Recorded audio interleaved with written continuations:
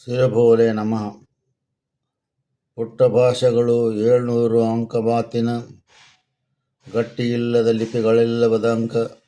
ಹುಟ್ಟದ ಅಕ್ಷರ ಭಾಷೆಯನ್ನು ಅರಿಯುವ ಹುಟ್ಟಲಿಲ್ಲದ ಲಿಪಿ ಅಂಕ. ಈ 700 ಮುಖ್ಯ ಭಾಷೆಗಳು, 18 ಮಹಾಭಾಷೆಗಳು, 700 ಭಾಷೆಗಳು ಎಲ್ಲವನ್ನು ಸೇರಿಸಿ 718. ಇವಕ್ಕೆ 700 ಭಾಷೆಗಳಿಗೆ ಲಿಪಿ ಇಲ್ಲ. ಅವೆಲ್ಲವೂ ಲಿಪಿಗಳಿಲ್ಲದ ಅಂಕ. ಹುಟ್ಟದ ಅಕ್ಷರ ಭಾಷೆ ಎನ್ನರು. ಯಾವ ಅಕ್ಷರವು ಭಾಷೆ ಇನ್ನೂ ಹುಟ್ಟಿಲ್ಲವೋ ಅದನ್ನು ಕೂಡ ಇದರಲ್ಲಿ ಉಂಟು.